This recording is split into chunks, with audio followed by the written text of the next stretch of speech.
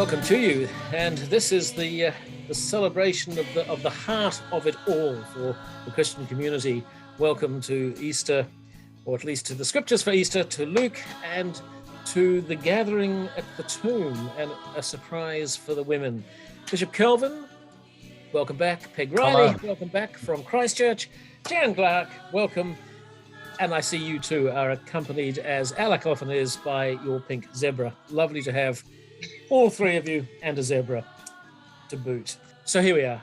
The joy, the ecstasy of the Easter season breaks upon us. Bishop Kelvin, would you like to say a bit of background to this passage? Well, this little passage is Luke's account of the resurrection. And the more astute amongst you will notice that, unlike the other Gospels, in these first 12 verses, Jesus doesn't appear. So it's a resurrection story without any resurrected Christ. And part of that is it's deliberate because, we often have a picture of the resurrection and the crucifixion. Eric Kite says it's like we treat it like a game of poo sticks. Like poo sticks, you drop a stick on one side of the bridge and you rush over and then it appears on the other. And for us, we treat the resurrection that way. We pop Jesus into the tomb on Good Friday and then rush over to the other side of the bridge and out he pops the other end, good as new on Easter Day. And it's, but Luke, that's not how Luke's gospel operates. For Luke, immediately preceding this passage, of course, is the crucifixion. And Luke ties that linguistically in with the infancy narrative. So he's saying that the life and death of Jesus is one and the same thing. They're inseparable. And then immediately following this passage, there is an appearance of Jesus, which is Luke's resurrection story, which is the road to Emmaus. And it's got this peculiar passage where the guys wander along the road and Jesus walks with them and they don't recognize him. But they know him in the breaking of the bread. And then later on, they gather in the room and Jesus appears. And you think, what is going on here? And you think, what's going on the road is that as they walk, the disciples are filled with their theories and words about what the Messiah is, what God is, and who Jesus is. And what happens when we're locked inside our theories and our words is that it blinds us to what is actually there in reality. And when they get to wherever they're going, they break bread and there is a room and there's the smell of fresh baked bread and there's the friendship around the table and there's memories of meals they've shared before. And they're operating with a different part of their brain and suddenly they're freed from their own words and they see what has been there all along. That is the risen Christ.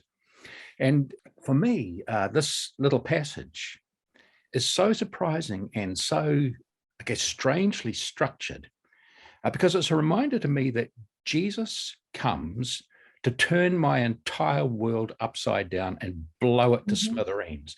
Look around me. I'm books on every hand. The 3 walls of this room are lined with books. And I surround myself with words and I surround myself with theories.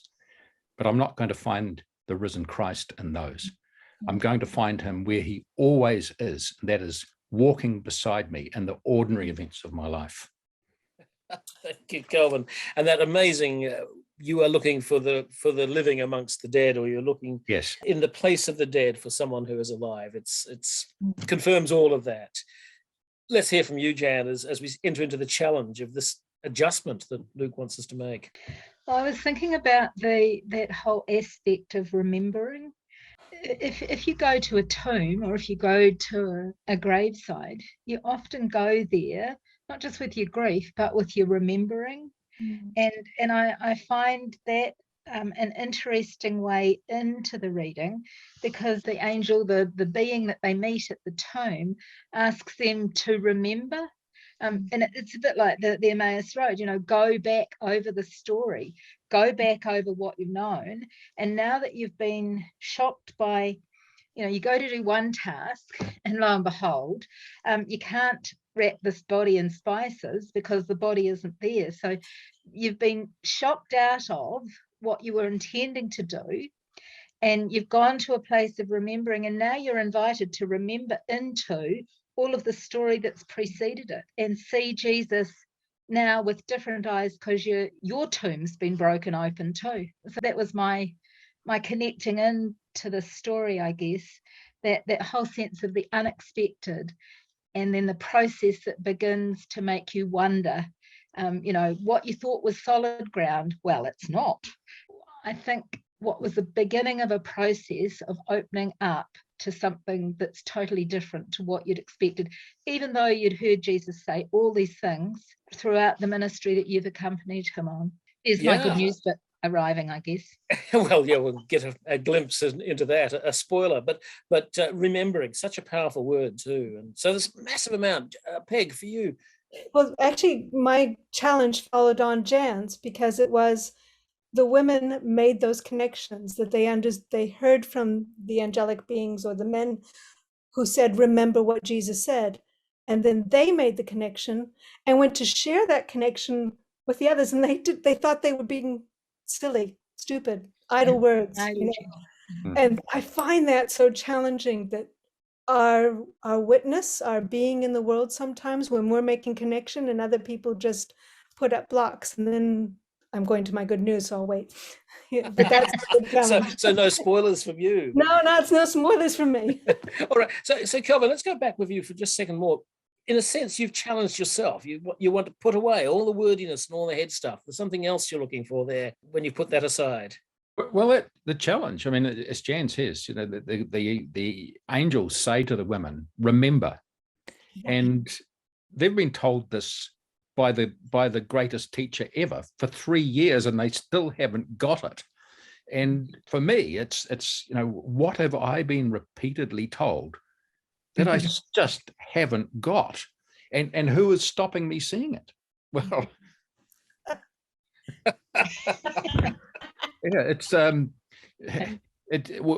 we are the ones who stop ourselves seeing what is there in front of our own eyes. Very good. Well, paradigm shift is what some people like to call what's going on here, and words like that. Here's some good news then. Let's hear that. Peg, let's go to you first for where this good news is bursting forth. So the good news is that actually it isn't the women's job to make the connection for the men. We go and witness our connections, our blessings from God, our revelations of God's love in our lives, of the way God works. And people have to make that choice.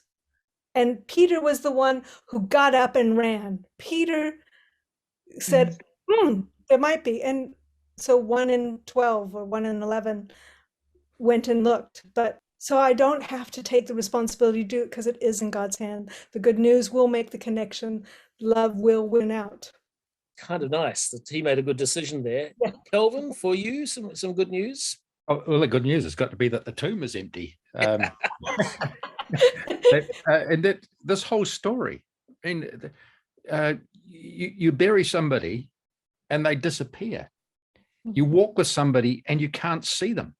They break bread and your perception has changed. You lock yourself in a closed room and somebody appears in your midst. I mean, the world is seriously crazy.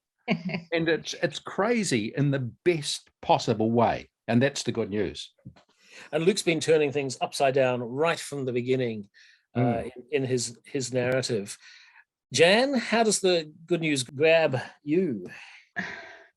It connects back to Christ having been present in his ministry, walking alongside.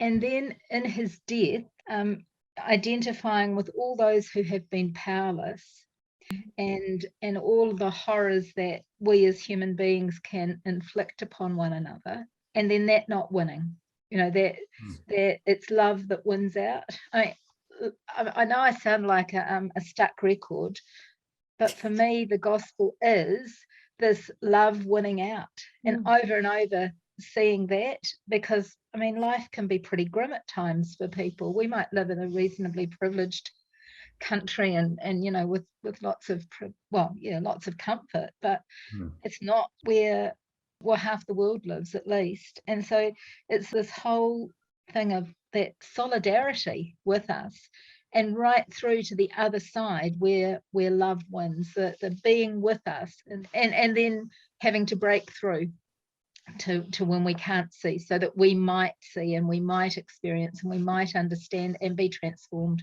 So expectations are shattered, and in a very, very good way. And we sometimes forget that these stories were pretty weird to the first century listeners who heard them for the first time too, and weird in a good way. So let's again try and find the so what in our world, whatever it might be. For you, Peg, so what?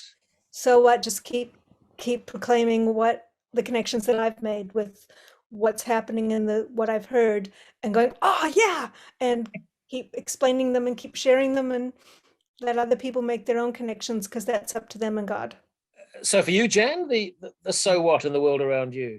I think I'm noticing that the same pattern that's there in this account for the woman, and then for the disciples, as Peter starts trotting off and being struck by, well, a perplexing situation, is the same pattern that repeats in my life.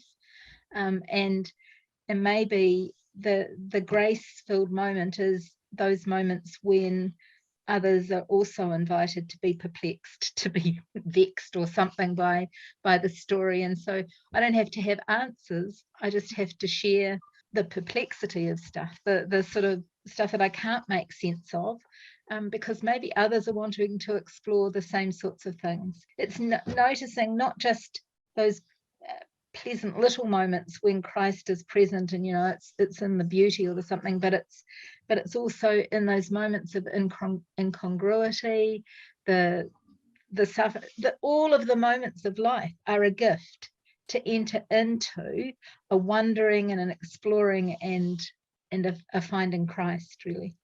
That's lovely. So hugely expansive, and that's expansive with an A, not with an E, but this opening new horizons. And Kelvin, so what, where you stand? Well, one of the things about the story is, again, the parallel with the Christmas story. Christmas story is not the story of Joseph, it's the story of Mary. And here it's the story not of the disciples, but of these women who were hitherto sort of unnamed. And they are the ones who see the truth. And later the disciples traveled to a little town which is so unimportant that nobody even knows now where it is. And we don't even know the names of those disciples. And it seems that one of the themes in Luke's gospel in the story is the most powerful and profound and wonderful truth coming to people that everybody else overlooks. And for me, so what is the people in my life who I overlook, and what treasures have they got to share with me? Life-changing, earth-shattering treasures that the Holy Spirit has shared with them. Give one thing to Luke, he is very consistent, because right at the beginning we've had the mighty torn down from the thrones and the humble lifted up with the good news, which is incomparably good and horizon expanding. Kelvin, Peg, Jan, happy Easter, a holy Easter, an exciting and vivacious Easter, and thanks for joining me. It's been wonderful. He's present.